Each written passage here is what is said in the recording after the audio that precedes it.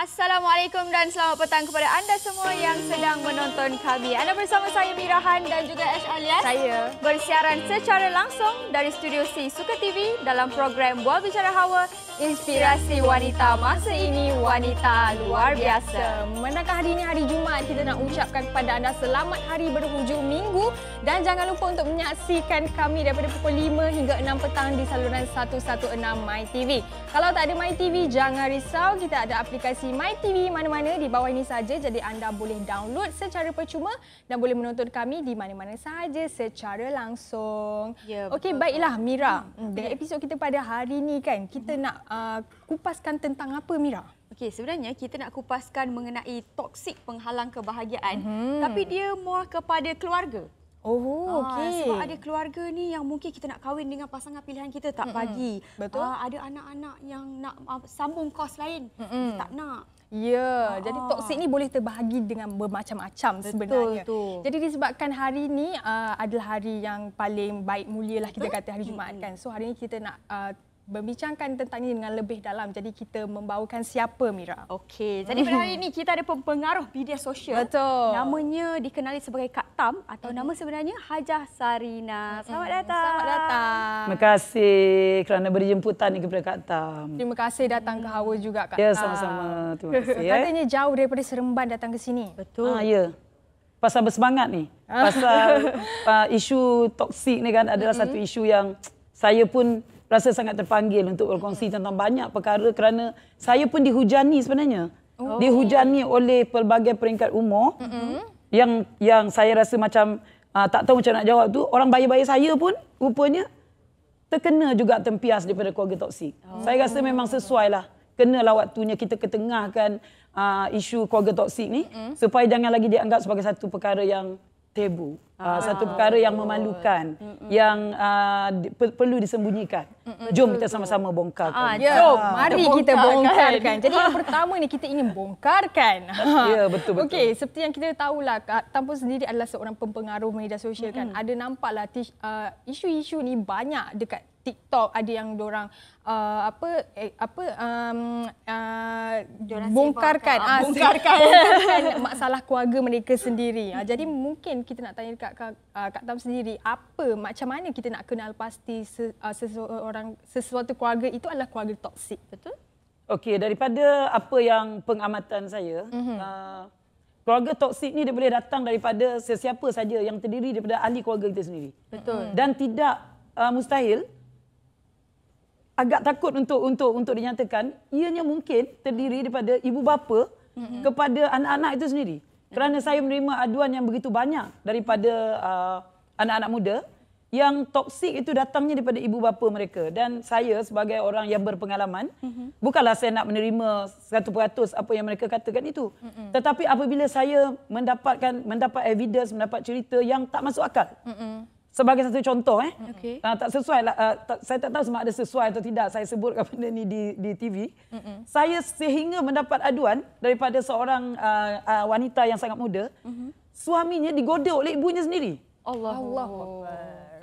Dan godaan itu bukan setakat godaan yang kecil-kecil. Dia ada satu godaan yang sangat macam penyondol lah orang cakap sekarang kan. Penyondol tu adalah ibu dia sendiri. Jadi pada saya isu toksik ni pada saya ianya patut menjadi satu perkara yang harus kita ketengahkan dan harus kita peringatkan kepada semua anggota keluarga supaya pertama kita harus mengenal pasti dulu ciri-ciri toksik tu. Yang kedua, bagaimana cara untuk kita nak menyelamatkan diri kita sekiranya kita terperangkap dengan ahli keluarga yang toksik. Kerana ada waktunya kita macam tak boleh nak lari tau. Kalau yang toksik tu orang yang rapat dengan kita. Contoh isteri sendiri toksik. Ibu sendiri toksik. Suami sendiri toksik. Isteri sendiri toksik. Anak sendiri toksik. Jadi bagaimana cara kita nak melepaskan diri kita? Sebab itu, ni dah terlebih cakap ni kat tadi. Sebab itu apa? Sambung. Khabar kata nak cakap. Sebab itu bagi kata, semua individu sepatutnya diberi satu ruang untuk menjalani satu kehidupan yang pertama dia kena aman. Hidup dia harus aman. Tak kisahlah dari lapisan mana individu ini berada. Tak kisahlah dia budak muda ke atau orang tua ke, dia harus diberi ruang untuk hidup aman. Dia sewajarnya diberikan satu ruang untuk bebas dalam kehidupan dia. Betul. Contohnya dia seorang isteri. Apalah maknanya hari ini kalau dia berkahwin menjadi seorang isteri tetapi hidupnya dikongkong sampai tak boleh bernafas. Pada saya dah tak ada kebahagiaan.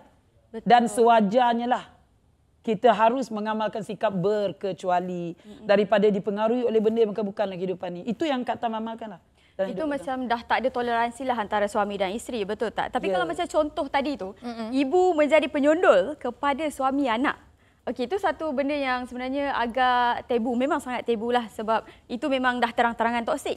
Tapi macam mana pula dengan sikap ibu bapa yang menjadi toksik pada anak-anak tapi tak sedar? Macam mana tu? Sebagai contohnya, ibu bapa yang mempergunakan ayat-ayat seperti, maafkan saya lah kalau tidak bersetuju dengan statement saya, yang menyatakan setiap anak itu harus membalas jasa budi ibu bapa. Pada saya itu adalah satu mental abuse kepada anak-anak. Sepatutnya kita menghidupkan satu budaya, anak-anak wajar berbuat baik kepada ibu bapa dengan cara mengikut kemampuan anak itu sendiri. Bukannya kita tegaskan daripada awal, anak mesti balas jasa ibu bapa. Anak mesti balas jasa ibu bapa. Sehingga kan kita mengukur membalas jasa itu daripada pemberian imbuhan, wang ringgit.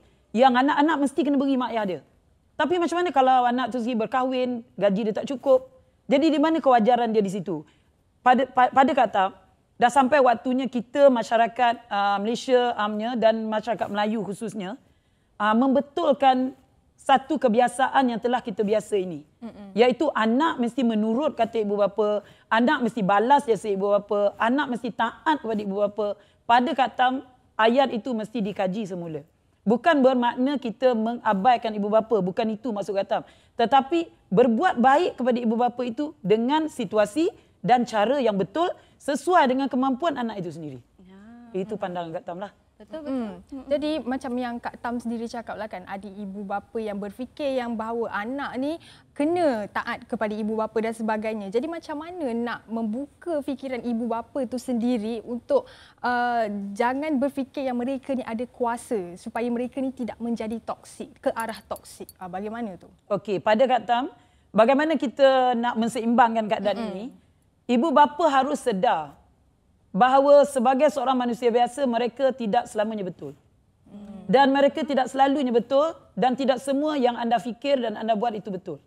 Kadang-kadang apa yang anda fikir betul sesuai dengan masa dan zaman kita dahulu. Betul. Zaman kita lah. Bukan zaman you. Zaman saya dahulu.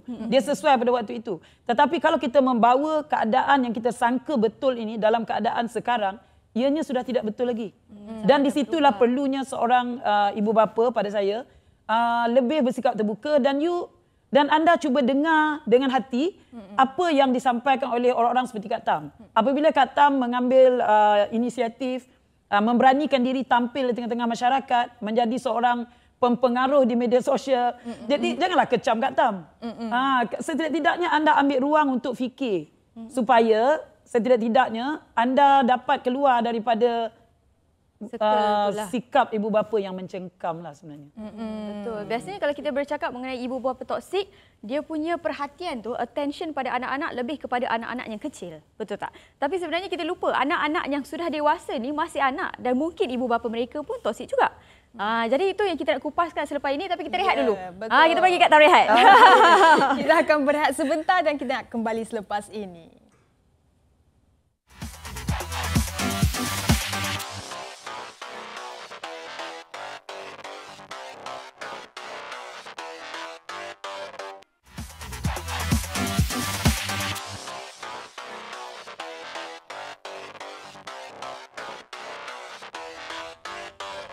Baiklah, kembali lagi bersama kami dalam program Bual Bicara Hawa dan kita masih lagi bersama dengan Kak Tam, seorang pempengaruh media sosial, dan kita akan mengupas lagi more lagi tentang toksik penghalang kebahagiaan ini. Topik ni sangat hangat ya, kita boleh rasa kehangatannya di sini sebab benda ni adalah satu topik yang sangat sensitif kepada ibu bapa. Jadi bila kita bercakap mengenai ibu bapa yang toksik, selalunya fokusnya adalah kepada anak-anak yang kecil, mungkin yang masih bersekolah. Tetapi anak-anak yang telah dewasa, telah berkahwin, mungkin juga ada ibu bapa yang toksik begini. Jadi apa kesan-kesannya kepada anak-anak ni sebenarnya bila mereka telah dewasa?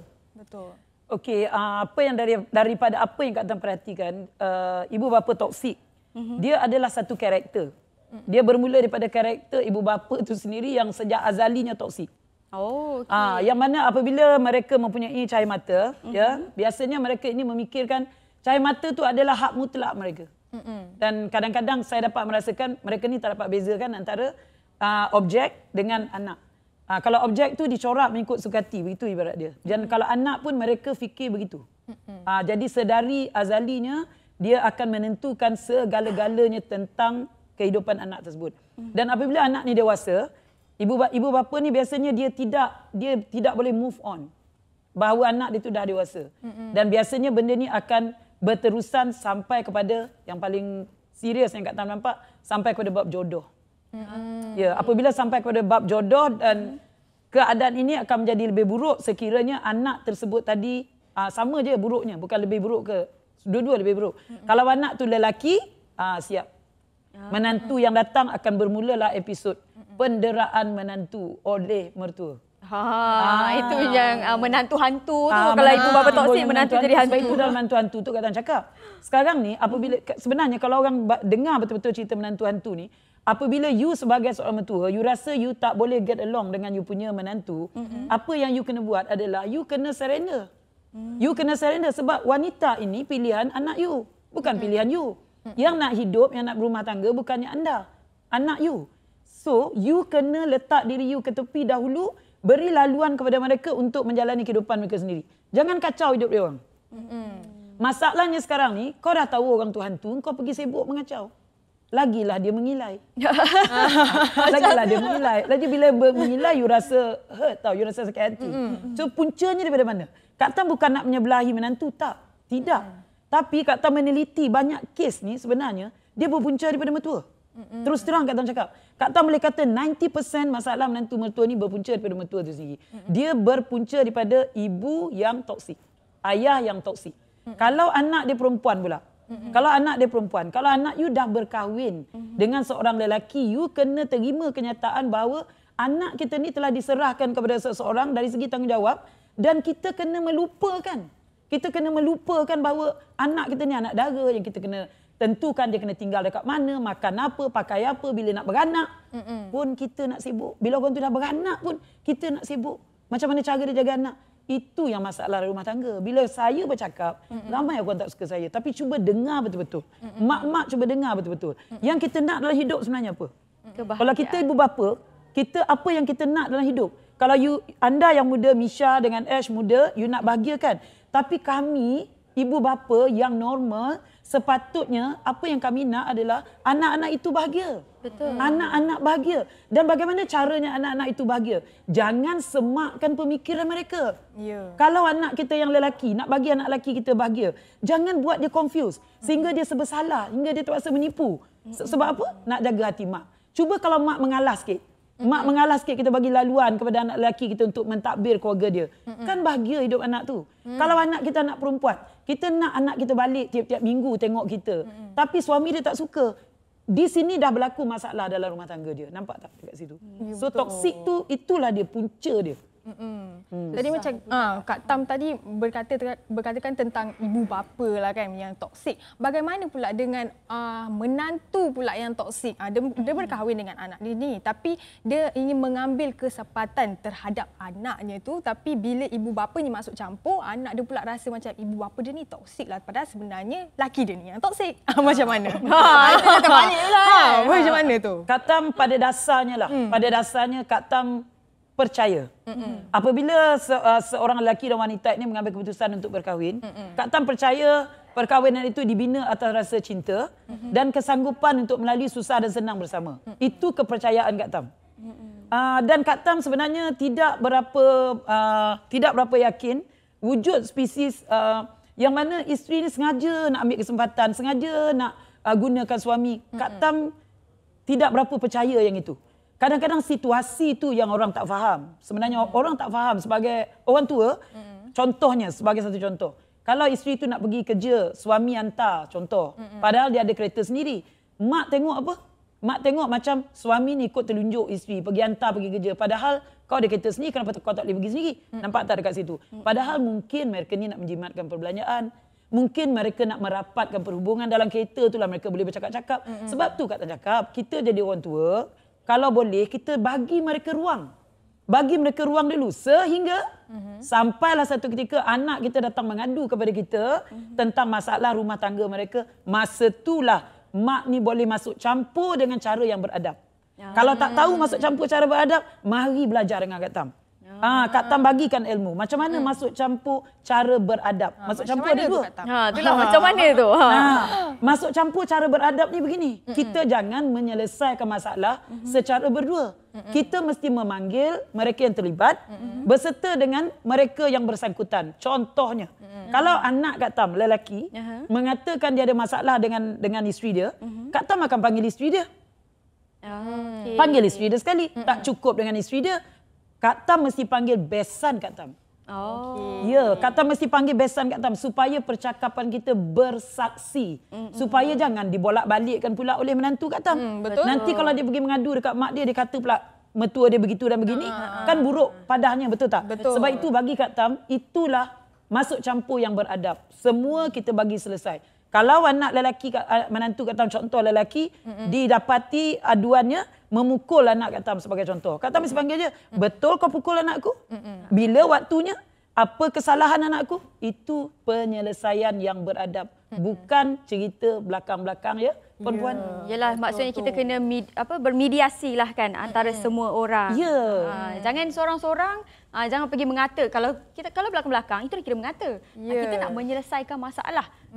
Okey, jadi Kak Tam, mungkin boleh bagi kata-kata semangat kepada penonton-penonton yang mungkin pernah ataupun sedang berada dalam keluarga toksik. Okey, kepada anda yang sedang terperangkap di dalam keluarga toksik, Kak Tam ingin menasihatkan. Pertama sekali, anda perlu mengenal pasti tahap serius toksik keluarga anda. Dan dari segi mana yang mereka itu toksik. Sama dari segi keuangan, sama dari segi emosi, sama ada dari segi fizikal.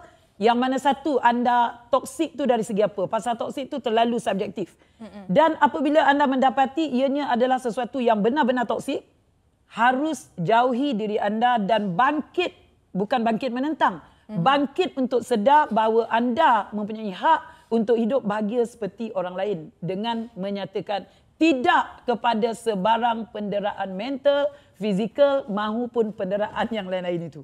Harus perjuangkan hak anda. Jangan diam. Itu dia kata-kata daripada Kak Tam. Saya pula rasa bersemangat dekat sini. Terima kasih banyak-banyak Kak Tam dengan kita kumpaskan topik kita pada hari ini. Kita nak ucapkan terima kasih kepada Kak Tam sudi datang hari ini. Mungkin nanti next kita boleh panggil lagi lah. Betul. Ini yang perlu dikupas. Betul. Suka, Kak Tam suka ni. Suka berada di tengah masyarakat. Tak takut dengan kecaman. Tak takut dengan kecaman. Kak Tam kalis kecaman. Tak kisah. Okey, baiklah kita akan berehat sebentar. Tapi sebelum itulah kita nak kongsikan sesuatu dengan anda tentang hempedu bumi ini. Kak Tam tahu apa itu hempedu bumi? Kak Tam sebenarnya dari segi herba ni banyak yang Kak Tam tahu sebenarnya. Sikit-sikit ada yang Kak Tam tahu, ada yang Kak Tam tak tahu. Apa yang Kak Tam boleh katakan, apa jua herba, dia pasti ada kebaikan yang tersendiri untuk tubuh badan manusia. Ya, betul. Jadi itulah dia. Jadi kita ada sediakan sesuatu untuk anda dalam segmen Info Sihat.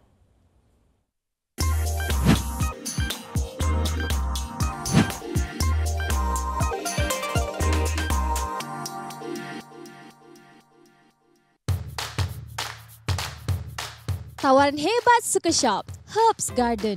Nak cuba cara tradisional? Dapatkan hempedu bumi dari Herbs Garden. Kegunaan gaya hidup sihat dengan harga serendah RM89 hanya di sukashop.com.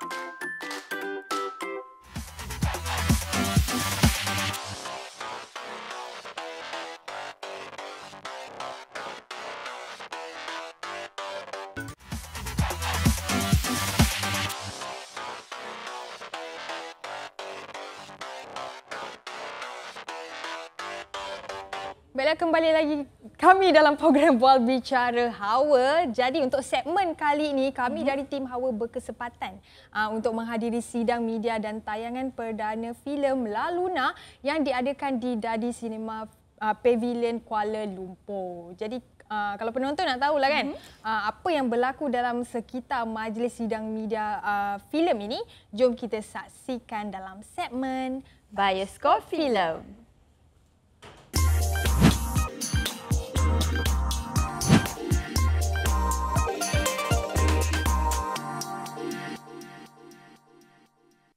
Berapa lama rumah putih ni kosong?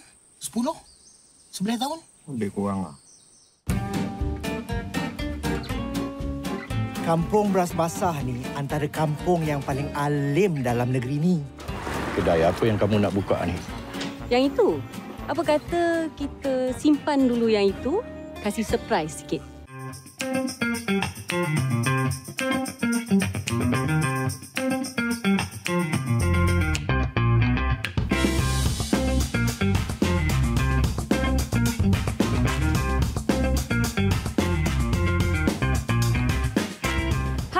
Semua, saya Mirahan daripada program Hawa, Inspirasi Wanita Masa Ini, Wanita Luar Biasa. Pada hari ini, kami tim Hawa berada di Dadi Cinema Pavilion Bukit Bintang dan kita akan berada di malam premier dan sidang media untuk filem La Luna. Jadi kalau anda nak tahu, filem La Luna ini menampilkan beberapa pelakon terkenal seperti Shahizi Sam, Sharifah Amani, Nadia Nisa, Namron dan ramai lagi. Filem ini mengisahkan mengenai kedai pakaian dalam yang bernama La Luna di sebuah kampung yang bernama Beras Basah. Jadi kalau anda nak tahu filem ini mengenai apa, kita akan interview dia punya pelakon dan juga pengarah. Jom ikut saya.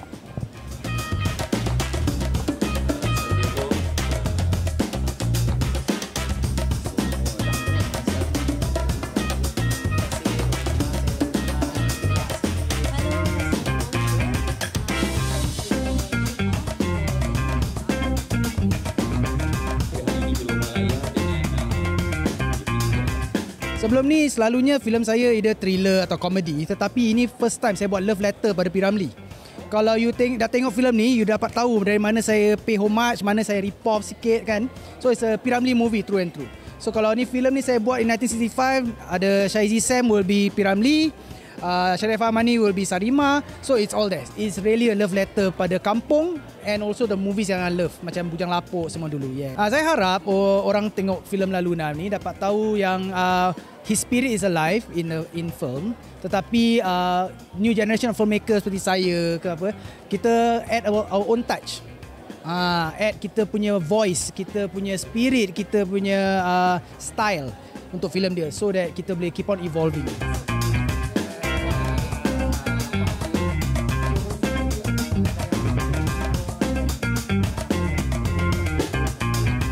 Okay, beza sangat-sangat berbeza, which kalau kita tengok dalam Polis Evo, kita nampak polis yang very super kan, super cop.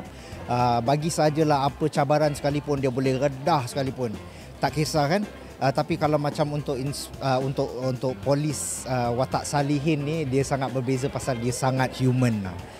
Single father yang cuba, dia punya cabaran hidup dia bukan pada apa orang kata jenayah ataupun penjenayah, tapi cabaran hidup dia apabila dia terpaksa membesarkan anak, satu-satunya anak perempuan berseorangan, bersendirian. So itu cabaran dia lah kot. So berbeza daripada polis-polis yang kita tengok sebelum ni. Percayalah cakap Sam, cerita ini memang dekat dengan masyarakat kita. InsyaAllah korang akan rasa relate dengan filem ni. Jangan tengok pada surface, tonton betul-betul. And then apa yang Sam boleh cakap dalam keadaan yang kita very depressing sekarang ni, dalam keadaan sekeliling kita, mungkin filem ni boleh jadikan satu sebab untuk kita lupakan sejenak apa yang terjadi sekeliling kita, have fun, then hopefully it helps lah. Best lah kan, orang memang gelak yang so alhamdulillah, I think itulah reason yang kita buat filem, untuk kasih orang gelak, kasih orang rasa. So syukur alhamdulillah. Yes, Hani Abdullah adalah seorang yang sangat sangat berani, sangat there for kaum Hawa, sangat percaya that we should stick together. Why saya rasa patut saksikan La Luna adalah kerana right now is a very tough time for everyone. Jadi kalau kita nak take time sikit for ourselves, maybe you can come and join the Kampung of Bras Basah and warm your hearts together, insyaAllah.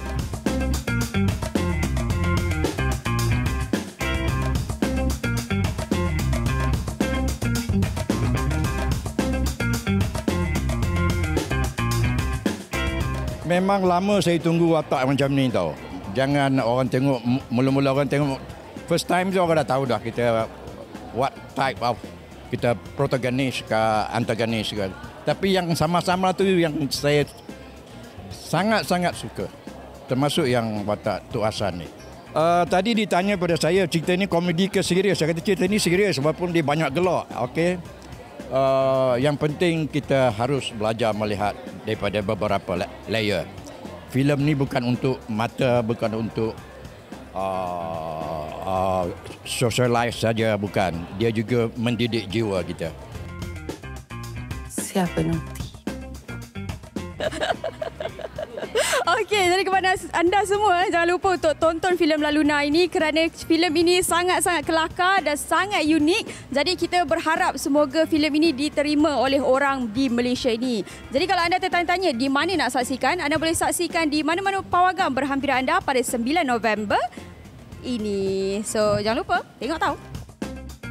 Hai, saya M. Rahan Halim, pengarah dan penulis La Luna. Hai, Assalamualaikum. Saya Sharifah Amani, membawa watak sebagai Hani Abdullah dalam filem La Luna. Hai, Assalamualaikum. Saya Syahizi Sam yang memegang watak Salihin di dalam filem La Luna. Assalamualaikum. Saya Wan Hanafi Su.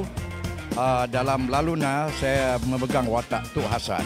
Jangan lupa untuk saksikan La Luna. Tontonkan filem La Luna. Jangan lupa tengok di pawagam. Tonton filem La Luna di pawagam berdekatan dengan anda pada 9 hari bulan November. 9 November. 9 hari bulan November. 9 November nanti. Jumpa sana.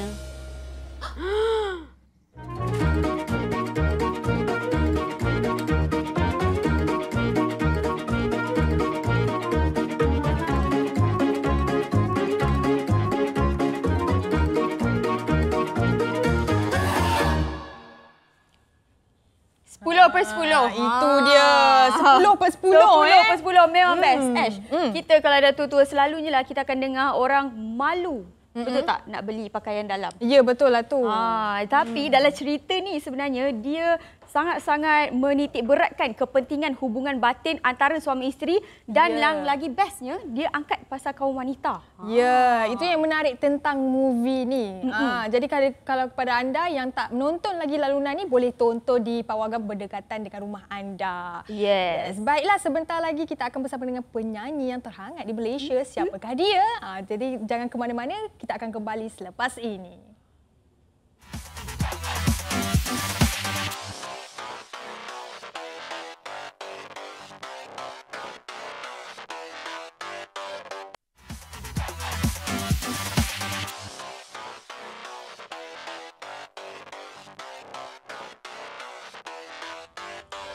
Okey, jadi tadi Ash dah bagi hint dah. Ada penyanyi untuk segmen ni. Ya, betul. Jadi penyanyi itu pun telah berada di studio sekarang bersama kita adalah Aisyah Retno untuk mempromosikan lagu terbarunya Ternokta. Selamat datang. Hello. Apa khabar? Alhamdulillah, apa khabar? Baik. Macam gembar lah korang nanti. Sebabkan baju ni je nampak gembar. Aisyah pun look good. Thank you so much untuk Suka TV. Untuk Suka TV nampak lawa. TV juga. Okey, Aisyah katanya sekarang ni tengah busy, pergi sana, pergi sini. Lepas ni pun ada nak pergi tengok konsert dan sebagainya. Mungkinlah kita nak tahu apa perkembangan Aisyah sekarang ni selain daripada lagu baru Ternokta ini. Okey, perkembangan sekarang Aisyah punya kucing dah berkembang. Oh, yang banyak ikut. Perkembangan Aisyah masih lagi cuba untuk kiranya banyak menulis lagu lagi, lagu-lagu baru, dan insya-Allah November ni akan mengeluarkan first mini album Aisyah. Rintitan daripada lagu Ternokta ni. So lagu Ternokta ni pun akan ada dalam Aisyah punya EP lah, insya-Allah. Sabar Khabarnya ada album. Korang nanti I bagi physical.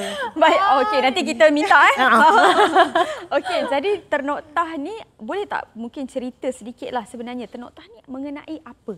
Okey, Ternoktah tu as you guys can see sendiri, makna Ternoktah tu adalah full stop. So kiranya kita stop dari kita punya delulu, kita punya cinta dan kasih sayang kepada orang yang pernah menyakiti kita. So dah lah cukup lah. Even though kita kadang-kadang macam tak boleh lah, I tak boleh tinggalkan you semua, tapi semesta dan Allah cakap stop, sudah. Tertulis sudah, maybe bukan jodoh dan semuanya. So Ternoktah di sini. Yes, melepaskan seseorang yang kita masih sayang sebab kita kena ternoktahkan hubungan kita dengan dia. Alamak, kalau macam tu tak boleh sambung delulu lah. Macam pernah experience? Kita nak delulu. Tapi macam pernah experience dengan orangnya. Alamak, tapi boleh relate lah. Okey, kita nak tahu juga mana dapatnya inspirasi daripada lagu Ternoktah ni. Seperti yang kita tahu, lagu-lagu Aisyah banyak dekat drama dan sebagainya kan. So inspirasi Ternoktah ini, adakah daripada pengalaman diri sendiri juga ataupun pengalaman rakan-rakan dan sebagainya? Macam mana? Okay, so pengalaman sendiri tu ada tapi macam setakat 40% macam tu je lah. Kebanyakannya apabila Aisyah tuliskan lagu ni bersama Firdaus Rahmat dengan Hanis Rafi, orang sit down masa tu sebenarnya macam kes kawan-kawan selebriti Aisyah macam kes putus cinta, perceraian sebenarnya sedang berlaku simultaneously secara serentak. So I rasa macam why not kita macam pay tribute, macam kita rasa apa yang diorang rasa. So kita zahirkan semua idea tu dalam lagu. So terhasillah Ternoktah, iaitu perwakilan rasa putus cinta dengan semua orang yang boleh relate macam tu. Okey, patutlah semua orang macam mana rasa lah. Gitulah. Kan? Okay. Jadi kita tahu yang Aisyah Redno terkenal dengan lagu-lagunya yang menangkap jiwa. Ya, sendu-sendu, sedih-sedih, semua dia. Jadi mungkin boleh ceritakan apa kelainan ataupun keunikan untuk lagu kali ini? Okey, keunikan lagu kali ini mungkin sebab dia ada kena-mengena dengan kehidupan Aisyah, pengalaman sendiri, and also Aisyah rasa ini adalah buat julung-julung kalinya Aisyah mengeluarkan lagu yang akan datang bersama dengan mini album Aisyah. So I feel Ternoktah adalah salah satu single pertama di dalam mini album yang Aisyah keluarkan. So I feel it's very special sebab orang boleh dengarlah teaser apa yang akan ada dalam mini album tu. Itulah yang Aisyah rasa buatkan lagu ni special. So maksudnya dalam album tu lagu Ternoktah tu paling special. Lagu Ternoktah tu bagi Aisyah kalau tengah mengalaminya special. Kalau kita tengah happy macam tak maulah dengar lagu ni, tak ada special lagi. Dia macam kena sama dengan situasi lah. Kena banyak tengok movie-movie sedih, lepas tu dengar lagu tu memang ngam. Memang ngam. Betul. Lagi-lagi sekarang ni tengah musim hijau. Hijau. Bukan hijau. Bukan hijau. Dia macam jauh sikit tau hijau dengan hujan tu. Boleh lah. Tapi kat studio kita ni tengah hijau-hijau. Mungkin sebab tu lah kot. Yelah, mungkin lah kan. Okey, mungkinlah ada. Kita tahu Aisyah sendiri dah menghasilkan banyak lagu. Yang paling catchy-catchynya Sutera dan ada lagi banyak sebenarnya tapi saya tak ingat, maafkan saya. Tak apa. Tapi dengan selepasnya lagu Ternoktah ni, apa lagi perancangan Aisyah untuk pembikinan lagu? Okay, so for now Aisyah kiranya dah limitkan myself untuk tulis lagu untuk diri sendirilah. Okay, semoga orang yang batuk tu okey ya. Dia okey ke tak? Agaknya dia tengok Aisyah hari ni kan, ya Allah cantiknya. Okay, so untuk penulisan lagu untuk Aisyah sendiri yang nyanyikan, Aisyah kiranya limitkan dulu sebab semua yang Aisyah nukilkan, tulis semua dah ada dalam mini album tu. So for now Aisyah tukar sikit Aisyah punya agenda tahun ni. Aisyah nak tulis lagu untuk orang lain pula. So pernah berlaku sudah last year, cumanya Aisyah stop kejap sebab nak fokus on mini album ni. So untuk tahun ni pula ada dapat beberapa offer dan permintaan dan Aisyah dengan secara tidak langsung mengatakan iya sebab Aisyah suka mendengar cerita kiranya kiasan hati daripada orang-orang selebriti lain, apa yang diorang rasa. Okay, nak tulis lagu macam mana. So I feel macam orang-orang seperti contohnya Aisyah menulis lagu untuk Cakrakan, Iban, lepas tu Dayang dan sebagainya. So diorang punya penceritaan sendiri yang Aisyah rasa macam it's very interesting. Okeylah Aisyah cuba, walaupun Aisyah baru dalam bidang penulisan tapi insya-Allah semuanya akan okey kalau diorang transparent. Menarik ya. Gitu. Kita harapkan adalah nanti kat kredit tu ada nama Aisyah Retno. Penulis lirik Aisyah Retno. Dan kucing. Dan kucing. Kenapa dengan kucing?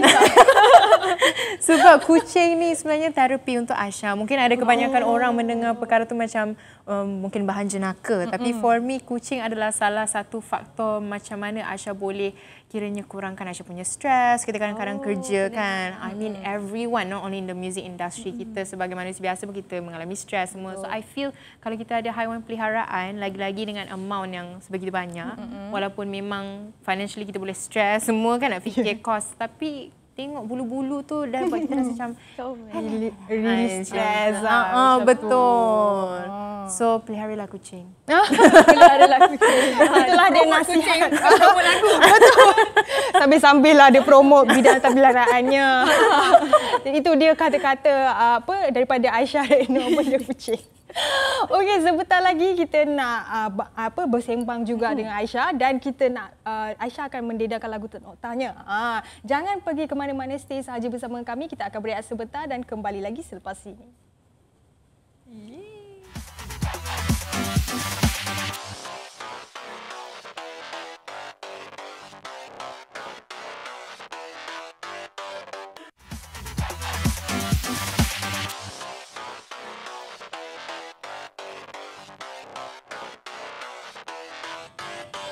Kita masih lagi bersama Aisyah Retno. Penyanyi Hello.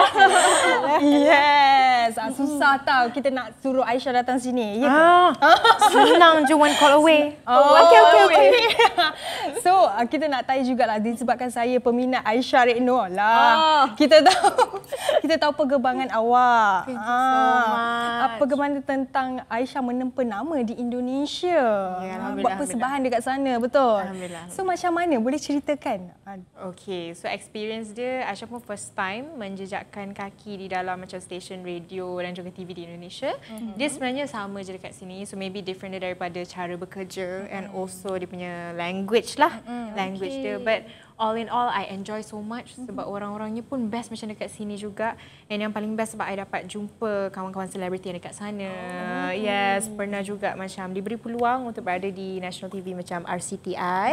So itu memang sangat-sangat best, and dia punya sistem kiranya persediaan menyanyi tu everything is happening in one day. Kalau kita kan at least kita ada sound check maybe a day before ke apa, tapi tak, dekat sana memang that day juga jumpa guest artist, that day juga macam nak duet, baca prompter semua, so everything kena pandai tepat waktu semualah. So macam tu.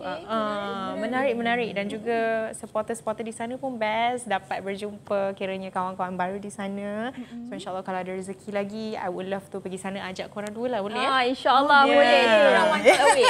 One call away juga. One call away. Yang penting kita kuliner, sate taichan, bakso semua. Aduh, banyak sekali. Ya. Mau cari jodoh di sana juga boleh. Juga boleh ya. Mau aku pegang air kamu juga bisa. Boleh. Okeylah, kita dah berborak mengenai vacation Indonesia nanti. Tapi sebelum tu kita nak tanya, untuk music video ternoktah ni berapa lama masa yang diambil? Okey, mengambil masa kalau dari dia punya shooting punya period of time sehari sahaja. Memang daripada pagi sampai malam. And then untuk proses mengedit tu ambil dalam 1 bulan juga macam tu lah. And then terhasillah apa yang Aisyah dengan music video director tu ingin kiranya visualize kan. Di mana situasi that girl kiranya being cheated on with the guy in the music video lah. So I'm sure semua pernah merasakan. Harap-harap yang belum pernah merasakan jangan merasakan. Jangan. Tidak. So jangan cari pasangan yang betul lah, tiba-tiba PSA. Bagi nasihat pula. Bagi nasihat. Trifos pohon kayu daunnya rimbun.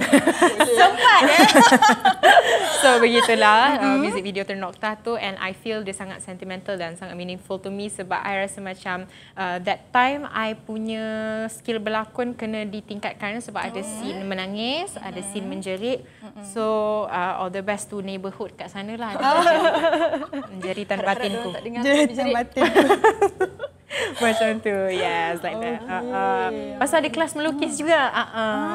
So maksudnya lukisan yang ada dekat MV tu semua Aisyah lukis sendiri? Itu copy paste daripada Da Vinci. Okay. Gurau macam kita bukan percaya.